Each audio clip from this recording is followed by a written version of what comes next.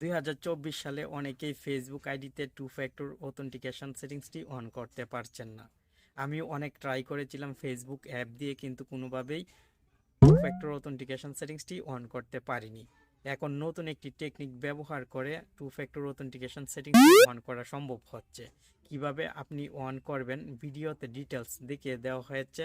1-2 মিনিটের ভিডিওটি যদি আপনি শেষ পর্যন্ত দেখেন, খুব সহজেই কিন্তু আপনিও এখন টু ফ্যাক্টর অথেন্টিকেশন সেটিংসটি অন করতে পারবেন। টেকন বাংলা চ্যানেলের নতুন একটি ভিডিও দেখছেন, আর আমি আছি আপনার বন্ধু নাসিম। আপনি যদি প্রতিদিন নতুন নতুন বিষয় সম্পর্কে জানতে চান, তাহলে আপনার প্রিয় টেকন বাংলা চ্যানেলের সাথেই থাকবেন। আপনার ফেসবুক আইডিতে টু ফ্যাক্টর অথেন্টিকেশন সেটিংসটি যেহেতু ফেসবুক অফিসিয়াল অ্যাপ অথবা ক্রোম ব্রাউজারের সাহায্যে অ্যাপ্লাই করতে পারছেন না, তাই এই টেকনিকটি ব্যবহার করতে হবে। আপনি গুগল প্লে স্টোর থেকে ইনস্টাগ্রাম অ্যাপটি ইনস্টল করে ইনস্টাগ্রাম অ্যাপে একটি অ্যাকাউন্ট তৈরি করে নেবেন। আমি অলরেডি ইনস্টাগ্রাম অ্যাপে অ্যাকাউন্ট তৈরি করে নিয়েছি, তাই এখানে ইনস্টাগ্রামের নিউজ ফিড শো হচ্ছে। আপনি অ্যাকাউন্ট ক্রিয়েট করার পর এমন নিউজ ফিড দেখতে পাবেন। নিচের দিকে লক্ষ্য করলে ইনস্টাগ্রামের প্রোফাইল ফটো দেখতে পাবেন। আপনি যে ইনস্টাগ্রাম অ্যাকাউন্টটি খুলেছেন, যদি প্রোফাইল ফটো সেট করেন তাহলে প্রোফাইল ফটো দেখতে পাবেন। এই প্রোফাইল ফটোতে ক্লিক করবেন। ক্লিক করার পর উপরের দিক থেকে থ্রি লাইনে ক্লিক করবেন। থ্রি লাইনে ক্লিক করার সঙ্গে সঙ্গে এখানে সেটিংস অ্যান্ড প্রাইভেসি দেখতে পাবেন। আপনি সেটিংস অ্যান্ড প্রাইভেসিতে ক্লিক করে অ্যাকাউন্ট সেন্টারে ক্লিক করবেন। অ্যাকাউন্ট সেন্টারে ক্লিক করার সঙ্গে সঙ্গে কিন্তু এরকম অপশন আসবে। আপনি এখান থেকে অ্যাড অ্যাকাউন্টসে ক্লিক করবেন এবং আপনার ফেসবুক আইডিটি অ্যাড করে দিবেন।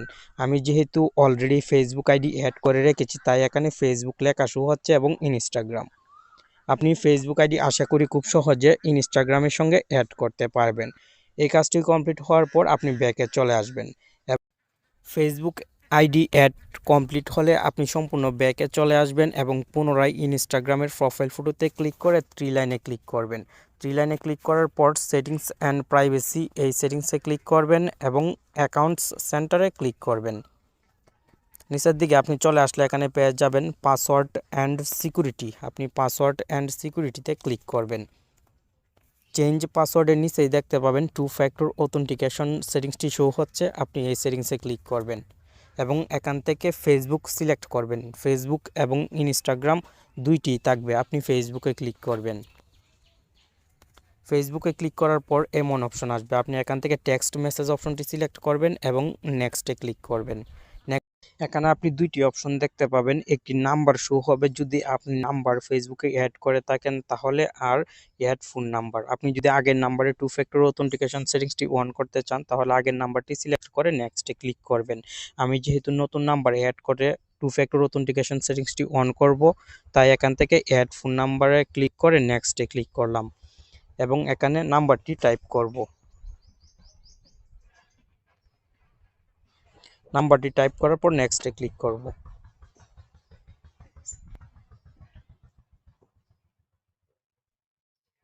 যে নাম্বারটি দিয়েছি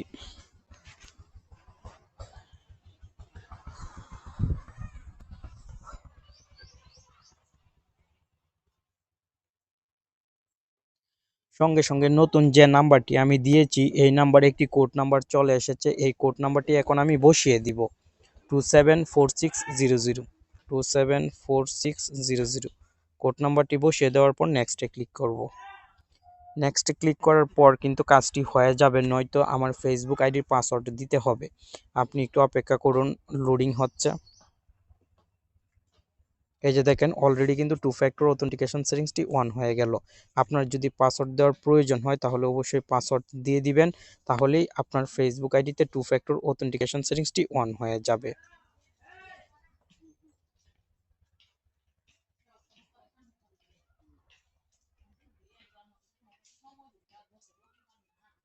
এখন যদি আপনি লক্ষ্য করেন তাহলে এখানে দেখবেন টু ফ্যাক্টর অথেন্টিকেশন সেটিংসটি অন দেখাচ্ছে। এই যে দেখেন two factor authentication is on.